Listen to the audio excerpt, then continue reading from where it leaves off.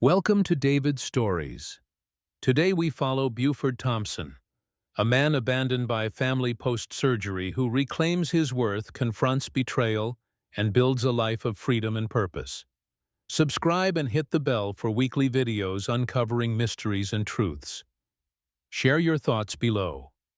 Let's start the stories. The pain struck like a dagger forged from lightning, splitting my chest in two. I gasped, my eyes snapping open to a world of sterile white light that seared my skull. The room spun a sickening carousel of blurred shapes and relentless beeping. Machines hummed around me, their cold mechanical voices a chorus of indifferent watchers. Tubes snaked from my arms, tethering me to this unfamiliar place, like roots of some unnatural vine. Where was I? My body screamed as I tried to sit up, a raw primal protest that made my vision blur. Something was wrong. Terribly wrong. My chest felt as if it had been cracked open, hollowed out, and stitched back together with iron thread. Beneath the thin hospital gown, I could feel the weight of bandages tight and unyielding wrapped around my torso. A faint metallic taste lingered in my mouth, a ghost of something I couldn't name. My throat burned raw and dry as if I'd swallowed ash. I blinked, trying to anchor myself in the chaos. The room smelled of antiseptic, sharp and clinical, but there was something else, a faint, unplaceable scent, like old paper or forgotten promises. "Mr. Thompson? You're awake." A woman's voice cut through the haze, calm yet commanding. She appeared beside my bed, her white coat pristine, her wire-rimmed glasses catching the light. Her eyes were kind, but there was a weight behind them, a knowing I couldn't decipher. "I'm Dr. Carter, your cardiologist. How do you feel?" "Like I've been hit by a train?" I croaked, my voice a stranger's, hoarse and brittle. What happened to me?" She glanced at the monitor beside my bed, its numbers glowing in cryptic patterns. "You underwent emergency triple bypass surgery 2 days ago. Your heart stopped for 47 seconds during the procedure." Her words landed like stones in a deep well, each one echoing in the hollow of my mind. 47 seconds. I had been dead. Clinically, undeniably dead. "But we brought you back," she added, her fingers pressing gently against my wrist, counting my pulse with a precision that felt almost ritualistic. "You're going to be fine, Mr. Thompson. The surgery was successful." Fine. The word felt like a lie. I looked around the room, its white walls closing in like a tomb. A small window revealed the gray Dallas skyline shrouded in January clouds, as if the city itself was grieving. No flowers adorned the bedside table, no cards, no signs that anyone cared I was here. The silence was deafening, broken only by the relentless beeping of the machines. A nurse entered, her movements swift yet gentle. "Mr. Thompson." "I'm Jennifer," she said, her smile warm, almost maternal. She adjusted the IV drip in my arm, her fingers deft and practiced. "Are you in pain right now?" I nodded, unable to trust my voice. She made a note on her chart and tweaked something in the IV line. Within minutes, the sharp edges of my pain began to blur, softening into a dull ache. But it wasn't just physical pain. Something deeper gnawed at me, a shadow I couldn't name. Dr. Carter pulled a chair to my bedside, her tablet glowing faintly in her hands. "I need to ask you some questions to check your cognitive function. Can you tell me what year it is, 2025? I said, the word heavy on my tongue. "Good. And the month January?" My voice trembled as if speaking the truth might unravel something I wasn't ready to face. "Excellent. Now squeeze my hands as hard as you can." She extended both hands and I gripped them, my strength feeble like a child's. She nodded approvingly. "Your motor functions are intact. Memory seems clear. We'll have you walking short distances soon." She left and the room swallowed me in its sterile silence.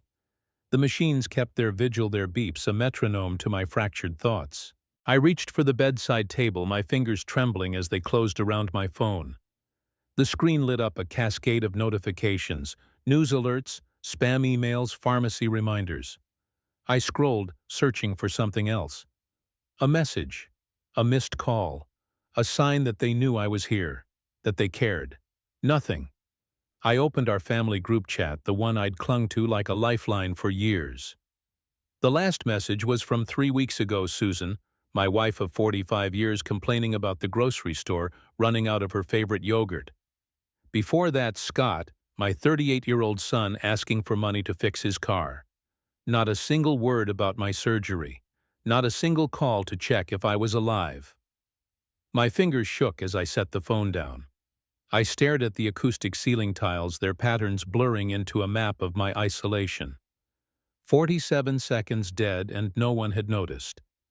The antiseptic smell sharpened, stirring a memory I couldn't quite grasp, a whisper of something ancient, something buried. I closed my eyes, letting the silence wash over me, but it wasn't peaceful. It was heavy like a shroud. The hospital room felt like a liminal space, a threshold between life and death, where truths I'd avoided for decades began to surface. I saw flashes of moments I'd buried: Susan's dismissive laugh when I mentioned my chest pain, Scott's shrug when I said I was tired. For years I'd told myself it was my duty to provide, to sacrifice, to keep the family together. But now, in this sterile purgatory, a question burned. Who was I to them, really? I typed a message into the group chat, my fingers hesitant but deliberate. Hospital's releasing me today. Feeling better. Who can pick me up? I stared at the screen, my heart pounding not from the surgery but from the hope that flickered despite everything. Maybe they didn't know. Maybe the hospital hadn't reached them. Maybe 45 years of marriage and raising a son still meant something. The response came faster than I expected, and it hit like a second heart attack. Scott's name flashed: first call, a taxi. I'm watching TV. I read it 3 times, each word a blade slicing through the fragile hope I'd clung to.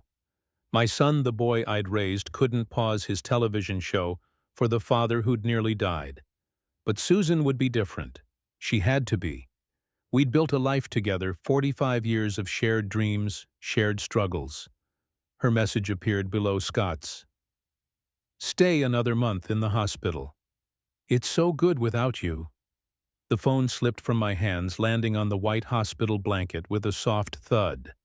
The words glowed like a curse, neon bright and undeniable. It's so good without you. My chest ached, not from the stitches, but from a wound no scalpel could touch. I sat heavily on the edge of the bed, my sports bag packed with the few belongings I'd brought sliding to the floor. The morning sunlight streaming through the window felt like a mockery, illuminating a truth I'd spent decades ignoring. Nurse Jennifer appeared in the doorway, her clipboard in hand. She took one look at my face and stepped inside, closing the door with a quiet click. "Mr. Thompson, you look pale." "Chest pain." Her voice was gentle, but her eyes held a knowing glint, as if she'd seen this kind of pain before.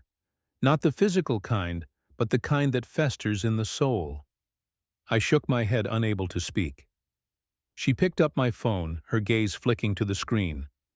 Her expression softened, a flicker of sadness breaking through her professional mask. "I'm sorry," she said quietly. "Family can be complicated." Complicated. The word was too small for the betrayal burning in my chest. I'd given everything: my dreams, my savings, my health, for people who found my absence more pleasant than my presence. I looked at the discharge papers on the bed, their clinical instructions a stark contrast to the chaos in my heart.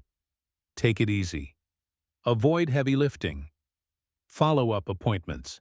But as I sat there, Susan's words echoing in my mind, those papers began to transform. They weren't just instructions. They were a key to what I didn't yet know.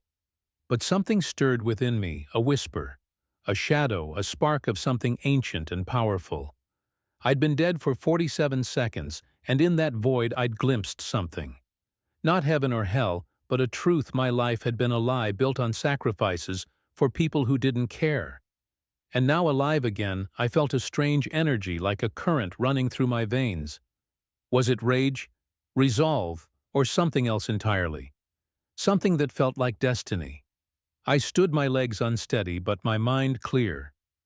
The hospital room with its beeping machines and sterile walls was no longer a prison. It was a crucible where the man I'd been was burning away, leaving something new in its place. I clutched the discharge papers, their edges crinkling under my grip. They weren't just medical orders. They were a map to freedom. As I packed my belongings, my reading glasses, a worn paperback pajamas that still carried the faint scent of home, I felt a shift. The air in the room thickened, as if charged with an unseen presence. I glanced at the window, half expecting to see something beyond the gray skyline, a figure, a sign, a glimpse of the 47 seconds I'd lost. But there was only glass and clouds. Yet the feeling lingered, a whisper in my bones. This is not the end. This is the beginning. I stepped toward the door, my sports bag slung over my shoulder. Nurse Jennifer watched me, her smile tinged with something I couldn't place, admiration perhaps, or recognition. "You're stronger than you know, Mr. Thompson," she said, her voice low, almost conspiratorial. "Some people come back from the edge with more than just a heartbeat." Her words hung in the air, heavy with meaning I couldn't yet grasp. I nodded, unsure how to respond, and walked out of the room. The hospital corridor stretched before me, a tunnel of white light and distant voices. Each step was a reminder of the stitches in my chest, but also of something else, a growing certainty that I was no longer the man who'd entered this place. I'd died for 47 seconds, and in that darkness I'd found something. Not answers, but questions. Questions that demanded answers. Questions that would change everything. As I reached the hospital's exit, the automatic doors hissed open, revealing the cold January air. I paused, the wind biting at my face, and felt that strange energy surge again. It wasn't just anger or betrayal. It was power, raw, untamed, and mine. The family I'd devoted my life to had cast me aside, but I was no longer theirs to discard. I was Buford Thompson, a man who'd walked through death and emerged with a purpose I was only beginning to understand. Somewhere in the shadows of my mind, a plan was forming. A plan not just for revenge, but for reclamation, for justice, for a life that was truly mine. And as I stepped into the gray Dallas morning, I knew one thing for certain. The man who'd died for 47 seconds was gone. The man who walked out of that hospital was something else entirely. The hospital room was a cage of silence, broken only by the relentless beeping of machines that counted my heartbeats like a metronome, marking the seconds of my borrowed life. I sat on the edge of the bed, my discharge papers crumpled in my hand. Susan's words burning in my mind. "It's so good without you." The antiseptic smell clung to the air, sharp and sterile. But beneath it lingered that strange, unplaceable scent, faint like old parchment or the breath of a forgotten promise. It stirred something in me, a memory that flickered just beyond reach, like a shadow moving in the corner of my eye. I closed my eyes, and the present dissolved. The beeping faded, replaced by the hum of a Texas summer, the kind that pressed against your skin like a living thing. It was 20, and I was in the garden behind our Arlington house, kneeling in the dirt, planting tomatoes under a sun that felt like judgment. My hands, calloused from years of labor, sank into the earth, but a sudden tightness gripped my chest, a band of iron squeezing my ribs. I clutched the fence post, my breath shallow, willing the pain to pass. It did, eventually leaving me trembling and telling myself it was just the heat, just age, just Buford being dramatic again. "Buford, come inside before you keel over." Susan called from the porch, her voice sharp with irritation, an iced tea glass sweating in her hand. She didn't look up from her magazine, didn't see the way my knuckles whitened against the wood. I laughed it off because that's what I did. At 66, I was still strong, still the ox who carried the family on my back. But as I straightened, wiping sweat from my brow, that strange scent drifted through the air again, old paper dust, something ancient. I glanced around, half expecting to see someone watching from the shadows of the oak tree. There was nothing but the hum of cicadas and Susan's indifference. Back in the hospital, my eyes snapped open.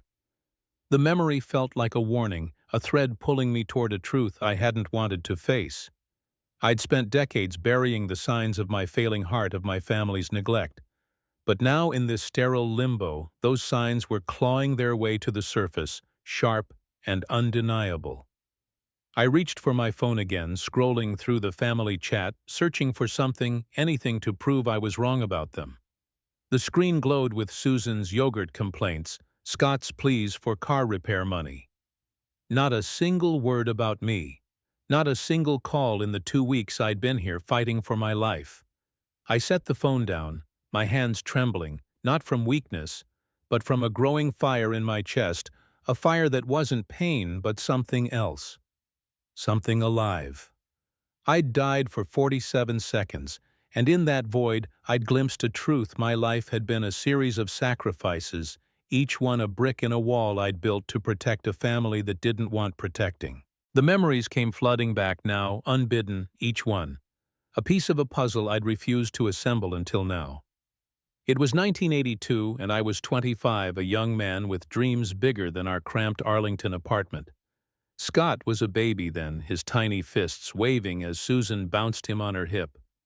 I'd saved for 2 years to buy that Harley-Davidson, its chrome gleaming like a promise of freedom. Every time I fired up the engine, I felt alive, untethered, as if the road could carry me to a life where I was more than a provider. But Susan's voice cut through that dream like a blade. "The bike has to go, Buford. We need money for baby furniture." I polished the chrome one last time, my reflection distorted in its curves, and sold it for $3,000, freedom traded for responsibility. I told myself it was temporary, that I'd get it back when Scott was older. But standing in that hospital room, I realized the truth: temporary had become forever. The scent of old parchment grew stronger, and I froze. It wasn't coming from the room. It was inside me, a memory woven into my bones. I saw myself in 1995 planning our delayed honeymoon to Paris. 15 years late, but I'd saved for months, working overtime at the factory until my hands ached and my eyes burned. I dreamed of walking along the Seine with Susan, of stealing moments for us amid the grind of life. But then Scott got accepted to college. "Europe will always be there," Susan said, tears streaming down her face as she tore up the travel brochures. "Scott's education is more important." I nodded, because that's what I did. I put them first, always. The hospital room seemed to pulse, the walls breathing with the weight of my memories. I saw 2003 driving through downtown Dallas after double shifts, my body heavy with exhaustion. Susan was home watching her soap operas while I collapsed into my recliner. "When do I get to rest?" I'd asked once, my voice barely above a whisper. "When Scott graduates and gets a good job," she'd promised. "Then we'll have time for us." But Scott graduated, and the demands didn't stop. Rent, car loans, seed money for his graphic design business that folded in 6 months. Each time I signed the papers, put our house as collateral, worked harder to pay off the debts. Each time I told myself it was for family. The air in the room thickened, and I felt it again, that presence, that whisper, from the 47 seconds I'd been dead. It wasn't just memory. It was something more, something watching from the edges of my mind. I stood, my stitches pulling, and walked to the small window.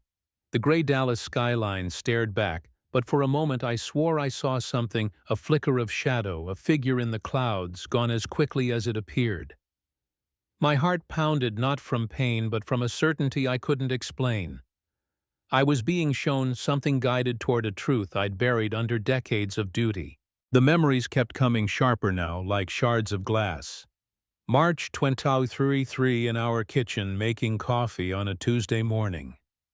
The pain hit like a sledgehammer, my chest collapsing under its weight. I grabbed the counter, coffee grounds scattering across the floor as I slid to the cold linoleum. "Susan," I called, my voice barely a gasp. She found me 10 minutes later, her face more annoyed than concerned. "Oh, Buford, did you fall?" She helped me to a chair, but her eyes were already elsewhere. "I've got my hair appointment in an hour. Are you okay to drive yourself to the doctor?" I drove myself to the emergency room, the world tilting with every turn of the wheel. The young doctor, Dr. Martinez, had steady hands and worried eyes. "Mr. Thompson, you've had a minor heart attack. We need more tests." The tests confirmed what I'd feared but couldn't admit. My arteries were closing, choked with years of stress and silence. "Without surgery, you have 6 months, maybe less," he'd said in November. "With a triple bypass, you could have 10 good years." I drove home in my old Chevy truck, my hands shaking on the steering wheel, wondering if those 10 years were worth living with people who barely noticed I was dying. The hospital room felt smaller now, the walls pressing in as the memories piled higher. I saw Scott, 28 and still living in our basement, shrugging when I mentioned my fatigue. "Maybe see a doctor, Dad." "Actually, wait, that's expensive. Try vitamins." His words were casual, but they cut deeper than he'd ever know. He wasn't worried about my health. He was worried about his inheritance. I saw Susan night after night, glued to her TV shows while I climbed the stairs, my heart hammering like it was trying to escape. "You're getting old," she'd say without looking up. "Cut back on those weekend projects." I never told her about the metallic taste in my mouth during the worst episodes, or how the world tilted when I stood too quickly. She had her book club, her charity meetings, her life. And I had my silence. That scent again, old parchment dust, something eternal. It wasn't just memory, now it was a call, a summons from the part of me that had died and come back. I walked back to the bed, my movements slow but deliberate, and picked up my phone. The family chat stared back, a digital graveyard of my devotion. No messages, no calls. Just Scott's "call a taxi" and Susan's "stay another month." I set the phone down, my hands steady now, and felt that fire in my chest flare brighter. It wasn't anger, not yet. It was something deeper, a power I'd buried under decades of sacrifice, waking now like a beast, stirring in its cage. I looked at the discharge papers again, their clinical words, a stark contrast to the storm inside me. Take it easy. Avoid heavy lifting. But I wasn't going to take it easy. Not anymore. Those 47 seconds of death had shown me something, a glimpse of a life I'd never lived, a life where I wasn't just a provider, a paycheck, a fool. And that scent, that whisper, was guiding me toward it.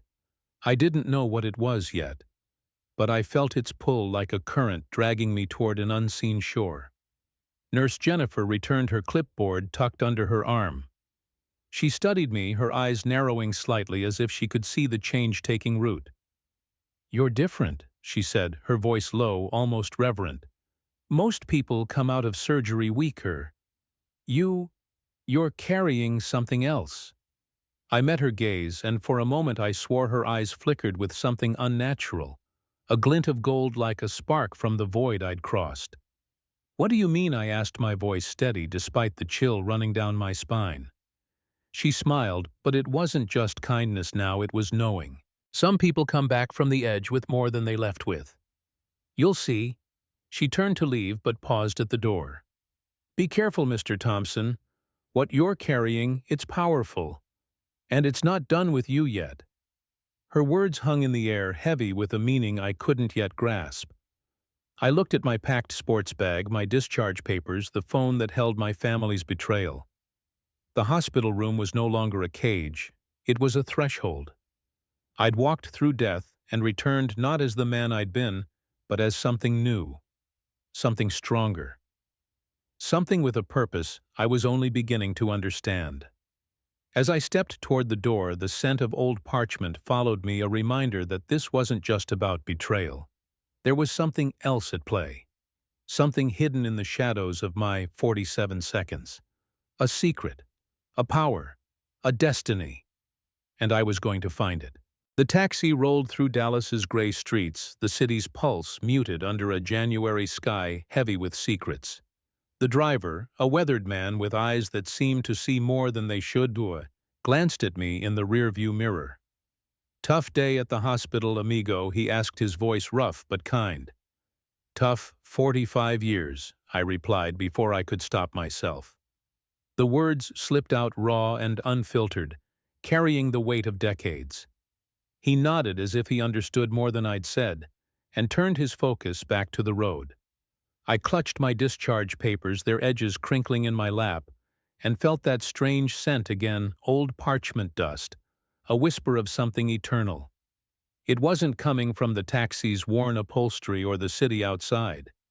It was inside me, woven into my bones, a thread pulling me toward a truth I was only beginning to grasp. The hospital had been a crucible, burning away the man I'd been. I'd died for 47 seconds, and in that void something had shifted. A spark, a presence, a power I couldn't name. It had followed me out of that sterile room, through the automatic doors, and into this taxi. It was with me now as we turned onto the familiar Arlington streets, past the elementary school where I'd coached Scott's Little League team, past the park where I'd pushed Susan on swings when she still looked at me like I was her hero. Each landmark was a ghost of my sacrifices, and with every passing block that spark grew hotter, brighter, more insistent. The house came into view, white siding, green shutters, the lawn I'd mowed every Saturday for 20 years. It should have felt like home. Instead, it loomed like a monument to my blindness, a testament to the life I'd poured into people who'd discarded me. I paid the driver, his eyes lingering on me a moment too long, as if he saw the storm brewing inside me. "Good luck, amigo," he said, and drove off, leaving me alone on the sidewalk. The keys in my hand felt heavier than they should, each one a link to a life I no longer recognized. I stepped toward the front door, the scent of old parchment stronger now, mingling with the crisp January air. The lock turned with a soft click, and I stepped into darkness. The entryway was silent, but not peaceful. It was the kind of silence that hides truths too heavy to speak. I flipped the light switch, and the house revealed itself piece by damning piece. Mail piled on the entry table, unopened bills, and advertisements scattered like evidence of neglect.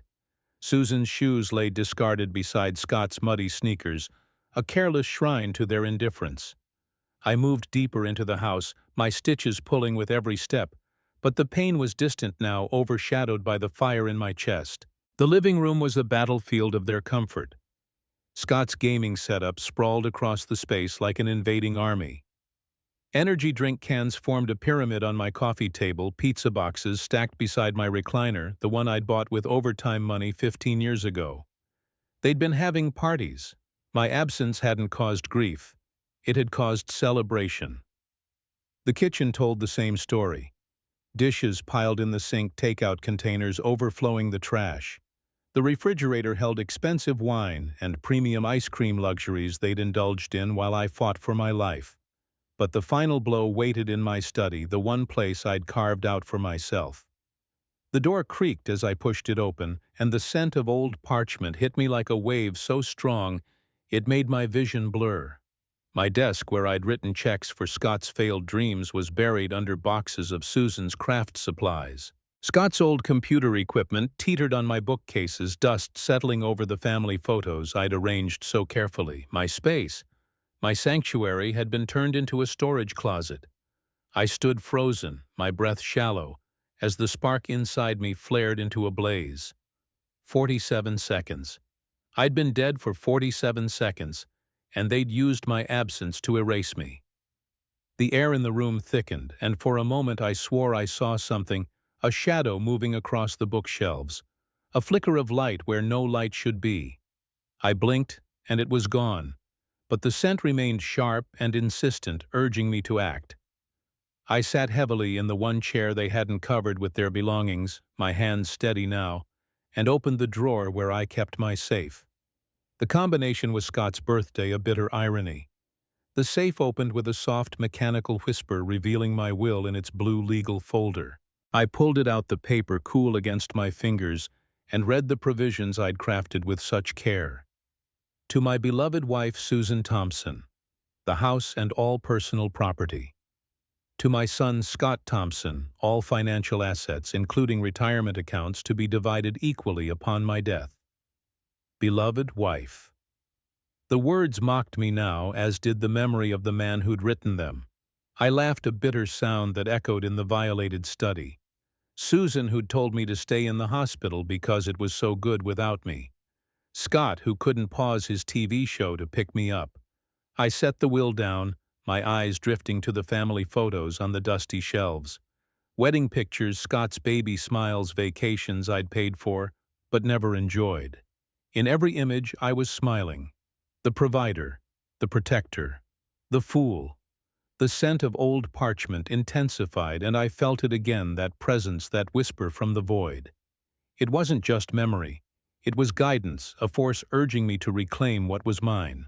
I opened my phone and searched Estate Attorneys Dallas. The screen filled with names and numbers, but one stood out: Jonathan Hale and Associates. The words glowed brighter than the rest, as if chosen by something beyond me. I hesitated, my finger hovering over the call button. Was this anger, madness, or something more? Something I'd brought back from those 47 seconds I dialed. The receptionist's voice was crisp and professional. Hale and Associates. How may I assist you? Buford Thompson. I said, my voice steady despite the storm inside me. I need to speak with Mr. Hale about changing my will. Urgently. Mr. Hale has an opening tomorrow morning, 10 a.m. Can you make it? I'll be there. I hung up the decision, settling over me like a mantle. The room seemed to hum, the air charged with an energy I couldn't explain. I looked at the will again, its words a contract I was about to break. Tomorrow I would rewrite my family's future. Tonight I would plan. The next morning I woke to a house that felt different, not home, but a battleground. The scent of old parchment lingered stronger now, as if the house itself was watching, waiting. I dressed carefully, each movement deliberate, my stitches a reminder of the life I'd almost lost. As I stepped outside, the January air was sharp, but the spark inside me burned brighter, a beacon guiding me toward justice. The elevator in Jonathan Hale's downtown Dallas high-rise climbed past floor after floor, each ding a step closer to reclamation. The mahogany-lined hallway gleamed with wealth and power, Hale and Associates, etched in gold on frosted glass doors. The receptionist, a young woman with a professional smile, led me to Hale's office, where floor-to-ceiling windows overlooked the city's gray sprawl. Law books lined the walls, framed degrees from universities I'd never dreamed of attending. Hale himself was younger than I'd expected, maybe 55, with silver hair and eyes that seemed to see through me. "Mr. Thompson, please sit," he said, gesturing to a leather chair across his massive desk. "I understand you want to make significant changes to your estate plan." "I want to leave everything to charity," I said, my voice firm. "Nothing to my family." His eyebrows rose slightly, but his expression remained neutral. "That's a substantial change." "May I ask what prompted this decision?" I told him everything. The surgery, the 47 seconds of death, the 2 weeks in the hospital without a single call. The house turned into a shrine of their comfort. I told him about Susan's message, Scott's dismissal, the boxes in my study. As I spoke, the scent of old parchment returned, faint but undeniable, and I felt that presence again, a weight in the air, as if the room itself was listening. Hale took notes on a yellow legal pad, his pen moving with deliberate precision. "Betrayal. Thompson," he said when I finished, "are you making this decision out of anger? A medical crisis can cloud judgment." I opened my folder, pulling out printed emails, bank statements, medical records, evidence of a life spent serving a family that didn't care.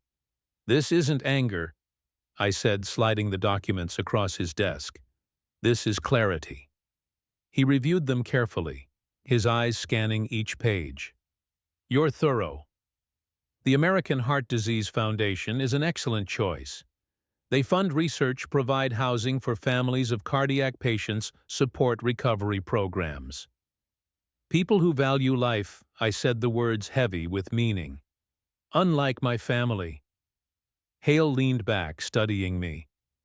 "We could structure this as a charitable remainder trust. You'd retain lifetime use of your home, receive a modest monthly income, and upon your death, everything transfers to the foundation." "Perfect," I said. I could live comfortably knowing my family would inherit exactly what they'd earned, nothing. The air in the room shifted, a subtle hum, and for a moment I swore I saw that shadow again, flickering in the corner of my vision. I blinked, and it was gone, but the scent remained, urging me forward. "What about your wife and son?" Hale asked, Even a small bequest, no. The word came out sharper than I'd intended, cutting through the room like a blade. They're adults. It's time they learned to stand on their own. Hale studied me for a long moment, his eyes searching mine. Very well. This will take about an hour to draft. Are you certain? I thought of Scott's call a taxi. I'm watching TV. Susan's is stay another month. The boxes in my study, the dust on my photos. I've never been more certain of anything in my life. The next hour passed in a blur of legal language and document preparation. Hale's secretary brought in 2 paralegals as witnesses, their faces neutral, unaware of the seismic shift they were facilitating. The documents were laid before me, crisp and final. This revokes all previous wills and codicils, Hale explained. Upon your death, your home and assets transfer to the American Heart Disease Foundation. You retain lifetime residence rights and a modest stipend. I read every word, twice the legal language, a clean severing of 45 years of obligation. No mention of Susan, no provision for Scott. Just justice, inked in black on white. I signed, my hand steady, the pen a sword cutting through the lies I'd lived. The witnesses signed, the notary's stamp fell, and it was done. 45 years erased in a moment. I'll contact the foundation this week, Hale said, handing me certified copies. They'll want to meet you, discuss media announcement possibilities. Media announcement? I asked, a spark of satisfaction igniting in my chest. Hale nodded. Public recognition for your generosity. The Foundation's media coordinator, Rebecca Mills, is excellent at handling these stories. Their offices are on the 12th floor. I stood, the certified copies tucked into my jacket pocket. At the door, Hale shook my hand, his grip firm. You're giving a generous gift, Mr. Thompson. The Foundation helps hundreds of families every year. Families who deserve help. I replied, my voice steady but laced with something darker. Unlike mine. The hallway glowed brighter as I walked to the elevator, the scent of old parchment following me like a shadow. Behind me, Hale's office held the machinery of justice.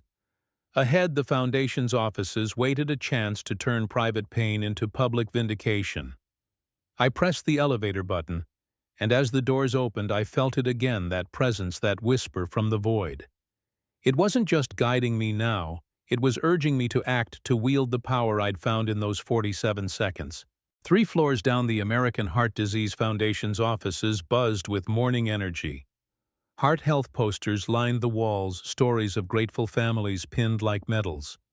Rebecca Mills emerged from a corner office, her smile warm but sharp, like someone who knew how to wield a story as a weapon. Mr. Thompson, she said, extending a hand. Thank you for choosing our foundation. I'm Rebecca Mills, media coordinator. Her office was a gallery of Impact Awards newspaper clippings, photos of families reunited by the foundation's work. I sat across from her, the certified copies heavy in my pocket. Your attorney mentioned you want to make your donation public, she said, her pen poised over a yellow pad. Tell me about your situation. I told her everything. The surgery, the 47 seconds, the hospital abandonment, the cruel texts. As I spoke, the scent of old parchment grew stronger, and I felt that presence again, stronger now, as if it approved. Rebecca listened, her eyes narrowing with understanding. This is powerful, she said when I finished. Your story could save lives. People need to know how vital family support is during a crisis. If my pain helps someone else, I said it's worth it. She picked up her phone and dialed. Channel 8. This is Rebecca Mills. I have a story for you. A local man donating his entire estate after his family abandoned him during heart surgery. Her voice was steady, but her eyes lit up as if she could see the ripples this would create. They can have a crew at your house this afternoon. Perfect timing. Heart Disease Awareness Week starts Monday. The morning became a whirlwind of preparation. Rebecca coached me on key messages, the Foundation's mission, the reality of cardiac recovery, the importance of family support. But most importantly, she urged me to tell the truth about my family's betrayal. "Don't hold back," she said, her voice low, almost conspiratorial. "People respond to raw emotion.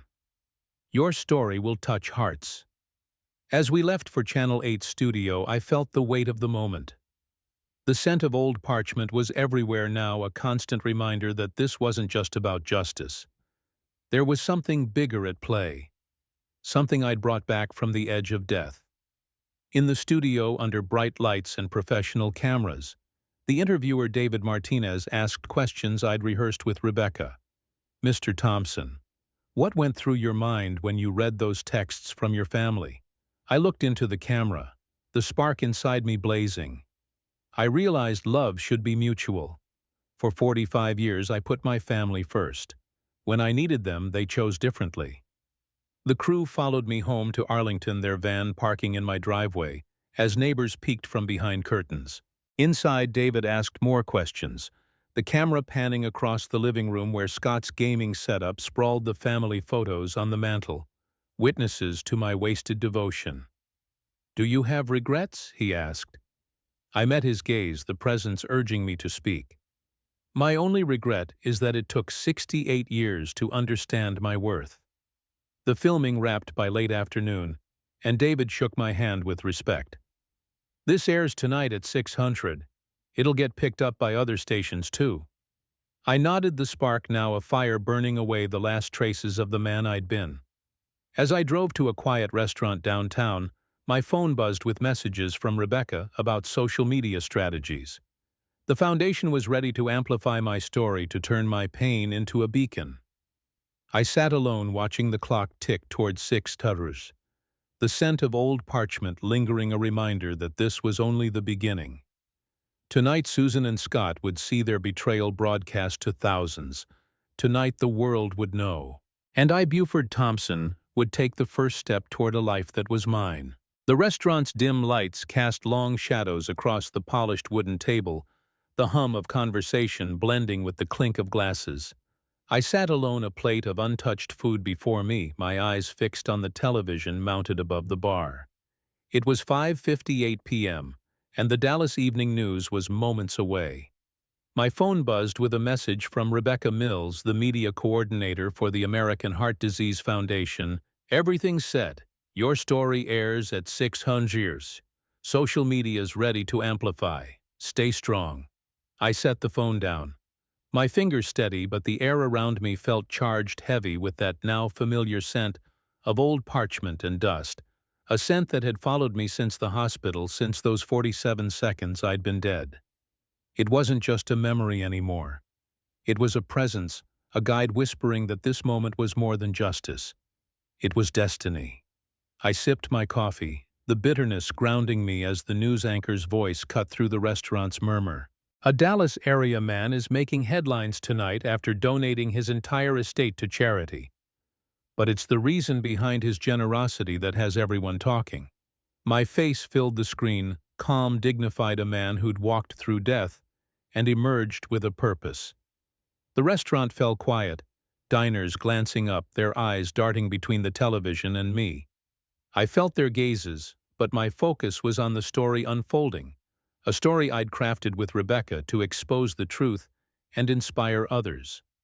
The segment began with footage of my house, white siding, green shutters, the oak tree in the front yard swaying in the January wind. It looked like any suburban home, but the anchor's voice layered it with weight. Buford Thompson, a 68-year-old Arlington resident, survived a life-threatening heart surgery only to discover his family's shocking indifference. The camera cut to my interview, my voice steady as I spoke to David Martinez, the journalist whose questions had been both sharp and sympathetic. "Mr. Thompson, what went through your mind when you read those text messages from your family?" David asked, his eyes searching mine. I looked directly into the camera, the spark inside me blazing. I realized love should be mutual. For 45 years, I chose to put my family first, my wife Susan, my son Scott. When I needed them most, after being clinically dead for 47 seconds, they chose differently. My son told me to call a taxi because he was watching TV. My wife said I should stay in the hospital another month because it was so good without me. The restaurant patrons gasped, their whispers rippling through the room. A woman at the next table shook her head, her expression a mix of sympathy and outrage. I felt the weight of their judgment not on me but on Susan and Scott. The segment continued, showing footage of my living room. Scott's gaming setup sprawling like a conqueror's flag, the pizza boxes and energy drink cans evidence of their celebration in my absence. This is where I discovered they'd been living comfortably without me, I said on screen, my voice calm but laced with steel. Having parties, ordering expensive food, using my study as storage while I fought for my life. The camera panned across the family photos on my mantle, wedding pictures, Scott's graduation vacations I'd funded but barely enjoyed. All funded by my sacrifices, I said, all witnesses to my wasted devotion. The anchor's voice returned, framing my decision. Instead of leaving his estate to his family, Mr. Thompson has donated everything, his home, his savings, his retirement accounts, to the American Heart Disease Foundation, a charity that supports families during cardiac crises. Rebecca appeared on screen, her voice clear and passionate. Mr. Thompson's story is a wake-up call. Family support can mean the difference between life and death for cardiac patients. His generosity will fund research, housing, and recovery programs, helping hundreds of families who value the gift of life. The segment ended with my final words delivered straight to the camera. My only regret is that it took 68 years to understand my worth. The screen faded to the anchor, who looked genuinely moved. A powerful story of betrayal and redemption. Stay tuned for more after the break. The restaurant erupted in murmurs, diners stealing glances at me. A man at the bar raised his glass in a silent toast, his eyes full of respect. A woman approached my table, her voice soft. I saw you on the news. I'm so sorry for what your family did. You're an inspiration. I nodded, unsure how to respond, the scent of old parchment stronger now, as if approving of this moment. My phone remained silent, no calls, no texts. Susan and Scott watched the local news, religiously complaining about the weather or arguing with the political coverage. They'd seen this. They had to have seen it. I paid my bill and stepped into the cool evening air, the Dallas skyline glittering under a sky that seemed to pulse with secrets. The scent followed me, a constant companion, and I felt that presence again, a whisper from the void urging me forward. As I drove home, I wondered what Susan and Scott were feeling. Shock, anger, fear. They'd built their lives on my sacrifices, assuming I'd always be there, always providing, always forgiving. Tonight they'd learned they were wrong. The garage door rumbled open, revealing the house that was no longer theirs. I stepped inside the silence, different now, not heavy, but expectant, as if the walls themselves were waiting for what came next. I turned on the television, rewatching the segment on the station's website, and felt a strange calm settle over me. The spark inside me, that fire born in the hospital, was now ablaze, fueled by the truth I'd set free. But the scent of old parchment lingered, and with it a sense that this was only the beginning. Something larger was at play, something I'd brought back from those 47 seconds, a power I was only starting to understand. Meanwhile, in the Thompson living room, the air was thick with panic. Susan sat on the couch, her magazine forgotten, her eyes glued to the television, as the news anchor's voice sliced through her comfortable world. Scott's game controller lay abandoned on the floor. His video game paused mid-battle. The screen showed their house, the white siding, the green shutters, the oak tree they'd never bothered to trim. Mom, Scott whispered, his voice trembling. "That's our house." Susan's magazine slipped from her hands, hitting the floor with a soft thud. "It's a mistake," she said, her voice rising. "It has to be a mistake." But then my face appeared calm and resolute, telling the world about their betrayal. My son told me to call a taxi because he was watching TV. My wife said I should stay in the hospital another month because it was so good without me. Scott's face went white, his exact words echoing back like a curse. Susan covered her mouth, her eyes wide with horror, as she recognized her own message now broadcast to thousands. "This is impossible," she screamed at the television. "He can't do this. That's our house." The segment continued detailing my donation to the foundation, my decision to leave them nothing. Scott fumbled for his phone, his hands shaking as he dialed my number. It went straight to voicemail. "Dad? It's Scott. We saw the news." "What are you doing?" "Call us back." Susan snatched the phone, her voice shrill. "Buford Thompson, this is your wife. You call me back this instant. This is insane." They called again, and again. 10 times 20, 30, 67 calls in an hour. Each one unanswered, my phone set to silent. The scent of old parchment filled my car as I drove, a reminder that I was no longer theirs to command. At home I checked my phone, the screen glowing with their desperation voicemails, texts, each one more frantic than the last. "Dad, please, we didn't mean it.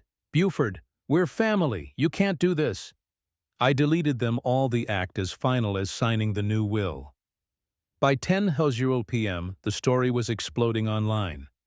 Rebecca's team had posted the segment on the Foundation's social media, and it was spreading like wildfire.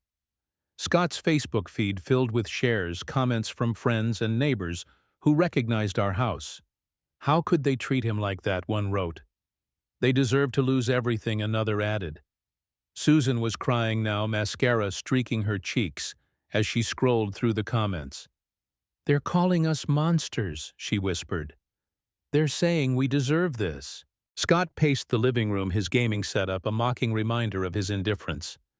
"He's lost his mind," he said, his voice breaking.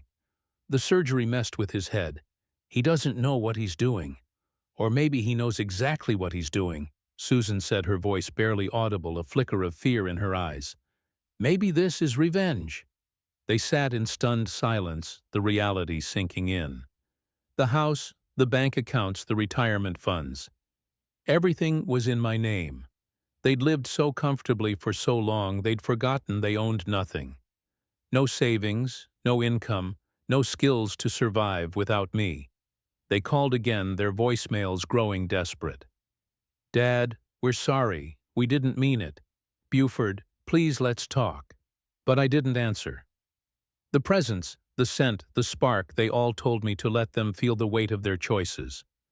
I walked to my study, the air thick with that ancient scent, and sat at my desk, now cleared of Susan's boxes.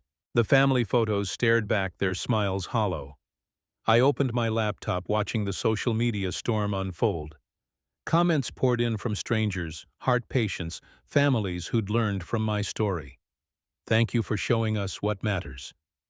One wrote, "Your strength saved my family." Another said, "I felt the presence again, stronger now, as if it was feeding on the impact of my truth." The screen flickered for a moment, and I swore I saw a shadow move across it, a figure fleeting, gone before I could blink. My heart raced, not with fear, but with certainty. This wasn't just about me anymore. It was bigger. I stood, the certified copies of my new will heavy in my pocket, and walked to the window. The night sky was clear, the stars sharp against the darkness. The scent of old parchment was everywhere, and I felt the presence wrap around me like a cloak. It wasn't just guiding me now, it was empowering me. I'd died for 47 seconds, and in that void I'd found something, a spark, a truth, a power. And now I was wielding it. Susan and Scott spent the night in the living room, their coffee cups trembling as they watched the driveway for my headlights. They rehearsed arguments, apologies, anything to save their comfortable life. But deep down they knew something had changed. The man they'd taken for granted for 45 years had stopped taking it. And as I stood in my study, the house silent around me, I felt the weight of that power settle into my bones. Tomorrow I would face them. Tomorrow they would learn what it meant to lose everything. The scent of old parchment lingered, a promise that this was only the beginning. The morning sun filtered through the curtains of my Arlington home, casting long, jagged shadows across the living room floor. The house was silent, but it was a restless silence, charged with the weight of what was to come. I stood in the kitchen, the scent of old parchment lingering in the air, sharper now as if the walls themselves were holding their breath. My coffee maker gurgled a mundane sound in a moment that felt anything but. Last night's news segment had aired my story of betrayal broadcast to thousands, and I knew Susan and Scott were reeling. Their 67 unanswered calls and frantic texts sat like trophies on my phone, proof of their panic. But I wasn't here to gloat. I was here to end it. The spark that had ignited in the hospital, that fire born in those 47 seconds of death, burned steadily, now a beacon guiding me through the storm. I felt it in my bones, a power I couldn't name, a presence that had followed me from the void. It wasn't just anger or resolve. It was something ancient, something that whispered of justice, of reclamation, of a life I'd never dared to claim. The scent of old parchment swirled around me, and for a moment I swore I saw a shadow flicker in the corner of the kitchen, a fleeting shape gone before I could focus. My heart raced, not with fear, but with certainty. Whatever this presence was, it was on my side. The sound of a key in the front door lock snapped me back to the present. My pulse quickened, but my hands were steady as I poured my coffee. The door creaked open, and I heard their footsteps. Susan's hesitant shuffle. Scott's heavy tread. They were here, ready to fight for the life they'd assumed was theirs forever. I set the mug down, the ceramic clinking softly against the counter, and turned to face the entryway.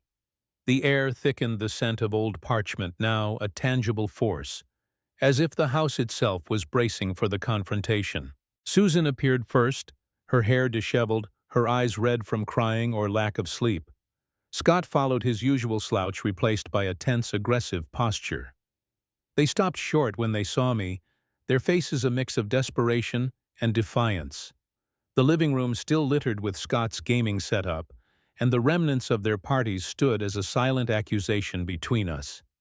Dad, Scott said, stepping forward, his voice loud but unsteady. "What is this funness? We're your family. You can't do this." I removed my jacket slowly, hanging it on the hook by the door, each movement deliberate. The presence was with me, its whisper urging me to stay calm, to wield the power I'd found. "Family," I said, my voice low, almost conversational. "When I was in the hospital fighting for my life, did either of you call even once?" Susan's face crumpled, but her voice cracked with false indignation. "We were busy, Buford. You know how hard it is to manage everything without you. So hard that you told me to stay another month in the hospital." I said, my tone steady but cold as ice. Because it was so good without me, Scott's prepared arguments faltered under my gaze. "That was a joke, Dad.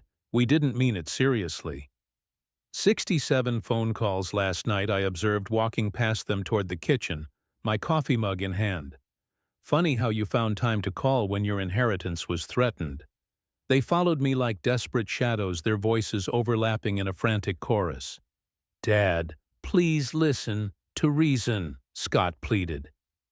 "Buford, you're not thinking clearly," Susan said, her tone rising. "The surgery affected your judgment. We love you. We've always loved you."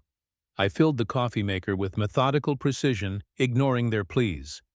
The scent of old parchment was overwhelming now, and I felt the presence stronger than ever, a weight in the air that seemed to press against them, silencing their excuses. When Susan grabbed my arm, her fingers digging into my sleeve, I looked down at her hand with a detachment that made her flinch. I didn't pull away. I didn't need to. The power inside me was enough. "You have 24 hours to leave this house," I said quietly, my voice cutting through their panic like a blade. The words landed like physical blows. Susan staggered back, her hand falling to her side. Scott's face went white, his mouth opening but no words coming out. "Where will we go?" Susan whispered, her voice barely audible. "We have no money. That's no longer my problem," I said, my tone devoid of anger but filled with a cold certainty that was more terrifying than any outburst. This wasn't the Buford they'd known, the man who'd spent 45 years putting their needs first. This was someone else, someone forged in the crucible of death and betrayal. "You can't do this," Scott's voice rose to a shout, his fists clenching. "I'm your son. This is my home. Your home." I turned to face him, the spark in my chest flaring into a blaze. "When did you last pay a mortgage payment? A utility bill? When did you contribute anything besides dirty dishes and demands for money?" Scott opened his mouth, but the truth was too heavy to deny. He'd lived in my basement, played his video games, taken my money, and offered nothing in return. Susan tried a different tactic, forcing tears to her eyes. "Honey, I know we made mistakes, but 45 years of marriage has to count for something." "It did," I said, pouring my coffee, the steam rising like a veil. "It counted for everything until you showed me exactly how little I meant to you." "We can change," Susan said, her desperation palpable. "We'll be different. We'll appreciate you." "For how long?" I asked, my voice steady, my eyes locked on hers. "Until the next time you need something, until I'm too old and sick to be useful." I shook my head. "I'm 68 years old. I don't have time to wait for you to become decent people." I walked to the kitchen table and sat opening the morning newspaper as if they weren't there screaming at me. The scent of old parchment swirled, and I felt the presence wrap around me, a shield against their manipulation. "The foundation will take possession next month," I said without looking up. "You have until then to find somewhere else to live." Scott slammed his hand on the table, the sound echoing in the quiet house. "This is our house too. Check the deed." I replied, my voice calm but unyielding. "Check the bank accounts. Check any legal document you can find. Everything is in my name because I earned it while you lived off my labor." The morning sun streamed through the kitchen window, illuminating their powerlessness. Susan collapsed into a chair, her face pale, finally grasping the magnitude of their situation. Scott stood frozen, his anger draining into fear as my words sank in. For 45 years they'd assumed I'd always be there, always providing, always forgiving. They'd been wrong. "When I come back from my walk," I said, standing and reaching for my coat, "I expect to see packing boxes." I checked my watch. 9:00 a.m. Exactly, and walked toward the door. "Dad, wait!" Scott called, his voice cracking. 23 hours and 58 minutes, I said without turning around. The door closed behind me with a soft click, leaving them alone with the wreckage of their assumptions. Outside, the Arlington streets were quiet, the January air crisp against my face. I walked down the sidewalk, feeling lighter with every step. The scent of old parchment followed me, and I felt the presence stronger now, a pulse in my veins, a whisper in my mind. "You are enough," it seemed to say. "You always were." I glanced back at the house, seeing Susan and Scott through the kitchen window, still sitting in stunned silence. Justice had a peaceful weight, but it was tinged with something else, a flicker of sorrow quickly extinguished by the fire inside me. I returned an hour later, the scent of old parchment guiding me like a beacon. Packing boxes were already stacked by the front door, a sign they'd taken me seriously. Through the window I saw Susan frantically wrapping dishes in newspaper, her movements jerky, her face streaked with tears. Scott carried his gaming equipment to his car, his shoulders slumped under the weight of his own failure. I settled into the rocking chair on the front porch, my coffee mug warm in my hands, and watched their desperate activity. The morning was clear, the sky a pale blue that promised new beginnings. "Dad, this is your last chance," Scott called out, struggling with a heavy computer monitor. "We can fix everything. You had 45 years for chances," I replied, my eyes on the newspaper, my voice calm but final. "You chose differently." Susan appeared in the doorway, her hair a mess, her eyes pleading. "Buford, honey, I'm sorry about that message. I wasn't thinking clearly." "That's the problem, Susan," I said, meeting her gaze. "You never think about anyone but yourself." The packing was chaos, 45 years of accumulated possessions, and they had less than a day to sort through it. Susan darted back inside for one more important thing, while Scott debated whether his old computer games were worth the trunk space. "Mrs. Henderson, My neighbor wandered over around noon, her curiosity piqued by the commotion. "Everything all right, Buford?" she asked, eyeing the boxes. "Just some family changes," I said, pleasantly sipping my coffee. "Nothing to worry about." She nodded, but her glance lingered as if she'd seen the news and knew more than she let on. The neighborhood was buzzing by now, whispers of my story spreading like wildfire. Scott's anger flared throughout the afternoon, his voice carrying through the open windows. "This is insane, Dad. You can't survive without us." Then bargaining. "What if we paid rent? What if we contributed?" Finally pleading, "Dad, where are we supposed to go? Mom's never worked a real job in 30 years. I've lived 68 years. I said, my voice unwavering. "I'll manage just fine." Susan tried every tactic in her arsenal. Tears, health complaints, appeals to our marriage vows, memories of happier times. I'd seen this performance before countless times over the decades. It didn't move me. The presence, the scent, the spark, they shielded me, reminding me of the truth I'd found in those 47 seconds. By 4:00 p.m., their cars were packed beyond capacity, clothes and belongings stuffed into every corner. Furniture, appliances, and boxes of items that wouldn't fit were left behind, a testament to their reckless assumption that my generosity was infinite. "We'll be back," Scott said, as he loaded the last box into his trunk, his voice defiant but hollow. "You can't keep us away forever." "You're welcome to visit," I said, rocking gently on the porch. "After you call first and ask permission." Susan stood by her car keys in hand, staring at the house she'd called home for 20 years. For a moment I saw a flicker of the woman I'd married, the one who'd laughed with me under the stars, who'd promised forever. "I never thought it would end like this," she whispered, her voice breaking. "Neither did I." I admitted, the scent of old parchment swirling around me. "I thought you'd learn to appreciate what you had." At exactly 6:00 p.m., 24 hours after my ultimatum, their cars pulled out of the driveway. Susan was crying, Scott was angry, but they were gone. I sat on the porch until dark, the sun setting over the quiet neighborhood, painting the sky in hues of gold and crimson. For the first time in 45 years, I was alone. The silence was beautiful, not empty, but full of possibility, of freedom, of a life I was only beginning to imagine. I walked inside the house, echoing with my footsteps. No television blared, no arguments about money, no demands for attention. I moved to my study, the scent of old parchment stronger now, as if the room itself was alive with the power I'd claimed. I opened the desk drawer where I'd hidden travel brochures for 20 years. Colorado mountains, Arizona deserts, places I'd dreamed of but never dared visit. The presence whispered, "Now is your time."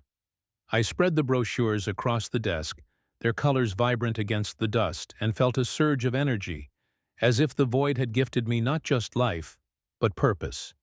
The air shimmered for a moment, and I swore I saw it again, a shadow, a figure standing at the edge of the room. It was gone before I could blink, but its presence lingered, a promise that I wasn't alone in this.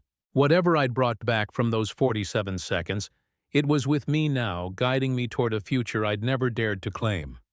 I sat back, the brochures open before me, and let the silence settle. The man who'd lived for others was gone.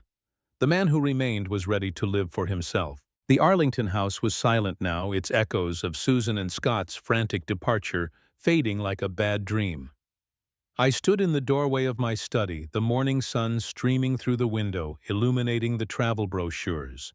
Spread across my desk, Colorado's jagged peaks, Arizona's red deserts, Utah's endless canyons. For decades, these places had been nothing more than paper dreams tucked away in a drawer, while I poured my life into a family that didn't care. Now they were a map to my future, a promise of freedom. The scent of old parchment filled the air, sharper than ever, as if the house itself was urging me forward. That presence, the one I'd felt since those 47 seconds of death, pulsed in my veins, a whisper of power I was only beginning to understand. I ran my fingers over a brochure for Big Bend National Park. its images of rugged cliffs and starlit skies pulling at something deep inside me. The spark that had ignited in the hospital, that fire born in the void, burned brighter now, no longer just a reaction to betrayal but a force of creation. I was 68 years old with a stitched-up chest and 10 years left if I was lucky. But those years were mine now, and I intended to live them. The phone buzzed on the desk, a message from Rebecca Mills at the American Heart Disease Foundation. "Your story's gone viral. We're getting calls from media outlets nationwide. Can you speak at our heart awareness event next week?" I smiled, the weight of her words settling like a crown. My pain had become a beacon, a call to others to value what mattered: family, health, self-worth. I typed a quick reply. "Count me in." The scent of old parchment swirled, and I felt the presence approve, a subtle hum in the air, as if my decision was part of a larger plan. I packed light, a duffel bag with clothes, my old camera, a journal I hadn't touched in years. The camera was a relic from my youth, a Nikon I'd bought before Scott was born, back when I dreamed of capturing the world's beauty instead of paying for someone else's. I slung the bag over my shoulder, locked the house, and climbed into my Chevy truck. The engine roared to life, and as I pulled out of the driveway, I glanced at the house one last time. It wasn't a prison anymore. It was a starting point. The road to Big Bend stretched before me, a ribbon of asphalt, cutting through Texas's vast emptiness. The January air was crisp, the sky a brilliant blue that seemed to promise answers. I drove with the windows down, the wind carrying that faint scent of old parchment, as if it were woven into the landscape itself. The presence was with me, a quiet companion, its whispers growing clearer with every mile. "This is your time," it seemed to say. "Claim it." Big Bend was a revelation. The park's rugged cliffs rose like sentinels, their shadows shifting with the sun, and the Rio Grande glittered under a sky so vast it made my heart ache.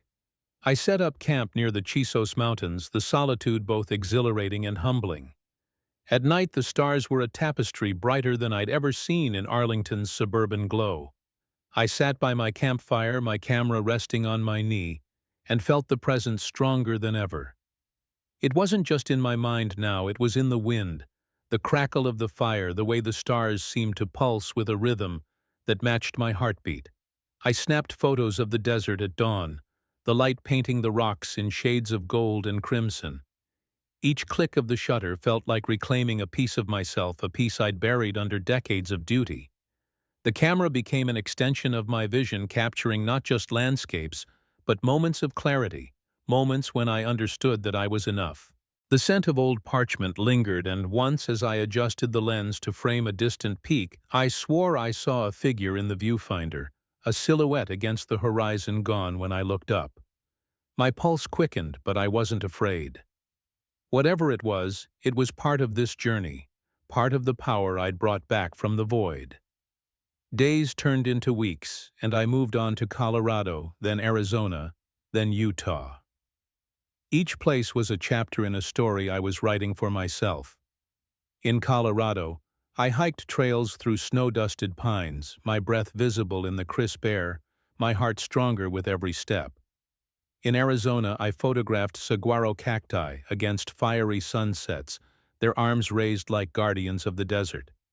In Utah, I stood at the edge of Zion's canyons, the vastness reminding me how small my old life had been, how large my new one could be. Along the way, I met people who became more than strangers. In a Colorado diner, I shared a booth with Tom, a retired park ranger with a laugh like gravel and stories of climbing Denali. He saw my camera and asked to see my photos, his eyes lighting up at the desert shots.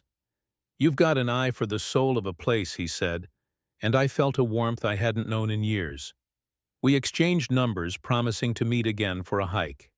In Arizona, I met Sarah, a painter who traveled in a converted van, her canvases bursting with the colors of the Southwest.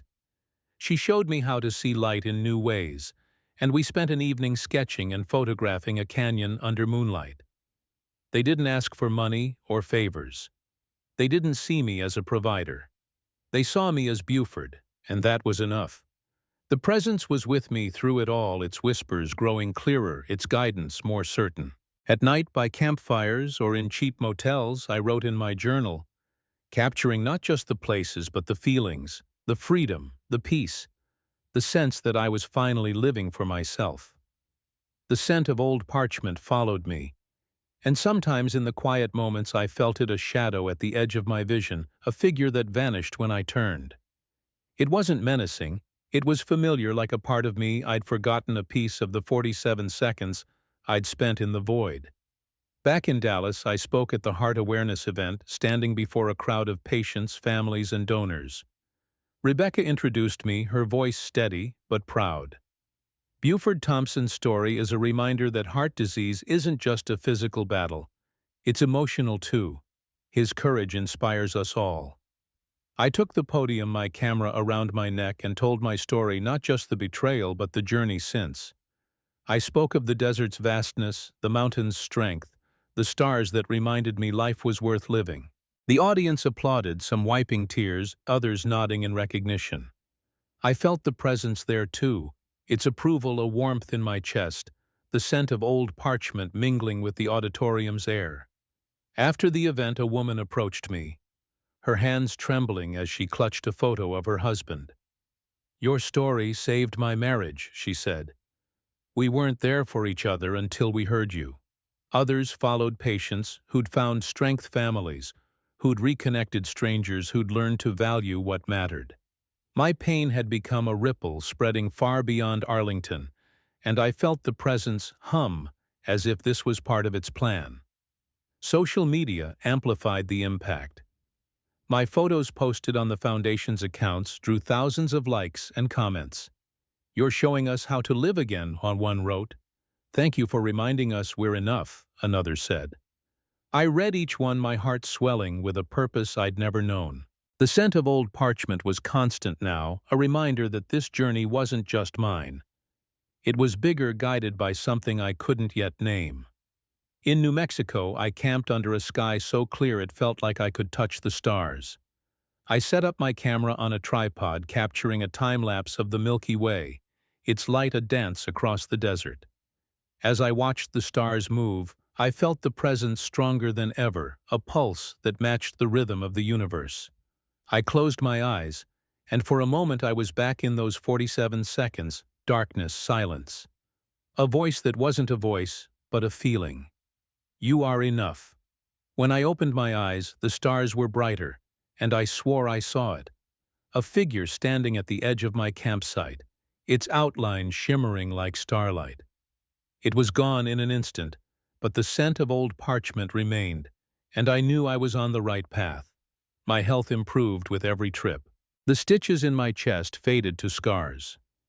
My strength returned with each hike, each photograph, each moment I chose for myself. I ate better, slept deeper, laughed more freely. The stress of decades. Susan's demands, Scott's entitlement had been a weight on my heart, literal and figurative. Without it, I felt lighter, younger, as if those 10 years the doctors promised could stretch further. I returned to Arlington periodically, the house now a sanctuary rather than a cage. I hung my photos on the walls, canyons, mountains, deserts, each one a testament to my new life. The Foundation invited me to more events, and I became their unofficial ambassador, sharing my story with hospitals, community centers, even a national conference in Houston. Each time I spoke, I felt the presence, its whispers guiding my words. The scent of old parchment, a constant companion. One evening, as I sat on my porch sorting through photos on my laptop, I felt a shift in the air. The scent of old parchment was overwhelming, and the presence was almost tangible, like a hand on my shoulder. I looked up, expecting to see the shadow again, but there was only the quiet Arlington street, bathed in the glow of streetlights. My laptop screen flickered, and for a moment I saw something, a face not mine, but familiar, staring back from the screen. It was gone before I could focus, but my heart raced, not with fear, but with wonder. Whatever I'd brought back from those 47 seconds, it wasn't just guiding me. It was part of me, a power I was learning to wield. I leaned back in my chair, the brochures for my next trip, Wyoming, Montana, stacked beside me. The future stretched before me, vast and open, like the deserts I'd come to love. I was no longer Buford the provider, the fool who'd lived for others. I was Buford the explorer, the storyteller, the man who'd walked through death and found life on the other side. The presence whispered, "This is only the beginning," and I believed it. The July sun hung low over Arlington, painting the sky in hues of amber and violet, as I sat at a corner table in Rosie's Diner, a small coffee shop on the edge of town. My laptop was open, displaying photos from my latest trip, Wyoming's Grand Tetons, their peaks sharp against a dawn sky captured through my old Nikon's lens. The images were more than memories, they were proof of a life I'd claimed, a life built from the ashes of betrayal. The scent of old parchment lingered in the air, faint but ever present, a reminder of the presence that had guided me since those 47 seconds I'd been dead. It was July 2025. 6 months since I'd walked out of the hospital. 6 months since I'd rewritten my will and my life. The diner was quiet, its jukebox humming a soft country tune, the clink of dishes a gentle rhythm in the background. I sipped my coffee, its warmth grounding me as I edited a photo, adjusting the light to bring out the Teton's rugged beauty. The presence was with me, its whisper a constant companion, urging me to keep going, to keep living. I felt it stronger now, not just a guide, but a part of me, a power I'd brought back from the void. My scars had faded, my strength had returned, and my heart, both the physical one and the one that had broken under Susan and Scott's indifference, felt whole again. The bell above the diner's door jingled, and I glanced up, expecting another regular. Instead, it was Scott. My son stood in the doorway, his silhouette framed by the fading sunlight, his posture hesitant but determined. He was different, thinner, his slouch gone, his hair neatly trimmed. He wore a collared shirt, not the gaming t-shirts I'd grown used to, and his eyes held a weight I didn't recognize. The air thickened, the scent of old parchment, sharp and insistent, as if the presence itself was watching, waiting. I closed my laptop, my movements deliberate, and leaned back in my chair. Scott's gaze met mine, and for a moment I saw the boy he'd been, the one who'd run to me after hitting his first home run, the one I'd carried on my shoulders at county fairs. But that boy was gone, buried under years of entitlement and neglect. The man before me was a stranger, and I wasn't sure if I wanted to know him. "Dad," he said, his voice low, almost a whisper. "Can we talk?" I gestured to the chair across from me, my expression neutral. "Sit." He did, his hands fidgeting on the table, his eyes darting to my laptop, the camera beside it, the journal I'd been writing in. The diner's hum faded, leaving only the space between us charged with unspoken history. The presence pulsed, its whisper urging me to listen, but not to yield. I'd given Scott everything for 38 years, money, time, dreams. And he'd given me "call a taxi." I'm watching TV. I wasn't here to forgive. I was here to see what he'd become. "I saw your photos online," he said, his voice tentative. "The Foundation's posts. The Grand Teton, Zion, Big Bend. They're incredible, Dad. You're different. Different." I repeated, my tone flat but curious. "How so?" He swallowed, his fingers tracing the edge of the table. "You look happy. Alive. I've never seen you like that before." I leaned forward, my eyes locking on his. "That's what happens when you stop living for people who don't care." Scott flinched, but he didn't look away. "I deserve that," he said, his voice steady despite the pain in his eyes. "I've been thinking about what I did, what we did. That text I sent. I was a jerk. Worse than a jerk. I didn't think about what you were going through." I sipped my coffee, letting his words hang in the air. The scent of old parchment was stronger now, and I felt the presence watching, its whisper a soft hum in my mind. "Listen, but hold your ground." "You didn't think about me for years, Scott," I said. "Not when I sold my Harley for your crib. Not when I paid off your business debts. Not when I drove myself to the ER with a heart attack." He nodded, his jaw tight. "I know. I was selfish. I thought you'd always be there, fixing everything, paying for everything. I didn't see you as a person, just Dad, the guy who made things work." His honesty caught me off guard, a crack in the armor of my resolve. I studied him, searching for the lie, the manipulation. But his eyes were clear, his regret palpable. The presence hummed, and for a moment I swore I saw a shadow flicker in the diner's window, a silhouette gone before I could focus. My heart raced, not with anger but with a strange curiosity. Was this part of the plan, the journey the void had set me on? "What do you want, Scott?" I asked, my voice calm but firm. "An apology won't change the past." He took a deep breath, his hands steadying. "I don't expect you to change the will or let me back into your life like nothing happened. I want to start over. As equals. Not as your son who takes, but as someone who respects you." I raised an eyebrow, the spark inside me flaring. "Equals? You've got a long way to go for that." "I know," he said quickly. "I've been working. Got a job at a tech startup in Dallas. Been saving money renting a small apartment. I'm not asking for anything, Dad. I just want you to know I'm trying to be better." The diner's jukebox switched to a slower tune, its melancholy notes weaving through the air. I leaned back, studying him. The Scott I'd known was lazy, entitled, glued to his gaming console in my basement. This Scott was different, humbled, maybe even broken. But I wasn't ready to trust him. Not yet. The presence whispered, "Test him. See his truth." "Where's your mother?" I asked, my tone neutral. Scott's face darkened. "She's not handling things well. She's staying with her sister in Houston, complaining about you to anyone who'll listen. She thinks you'll change your mind, that you'll come to your senses." I tried to tell her it's over, but she won't listen. I nodded, unsurprised. Susan had always believed her tears could bend reality. "And you? Why are you here?" He looked down, his fingers tracing a scratch on the table. "Because I saw you on the news at those foundation events. I saw your photos, read the comments from people you've helped. You're not just my dad anymore. You're someone important. Someone who matters to a lot of people. I want to know that man, not the one I took for granted." His words hit harder than I expected, stirring something in my chest. Not forgiveness, but a flicker of possibility. The scent of old parchment intensified, and I felt the presence stronger now, its whisper urging me to tread carefully but not to close the door. I glanced at the window again, half expecting to see that shadow, but there was only the reflection of the diner's neon sign glowing red against the dusk.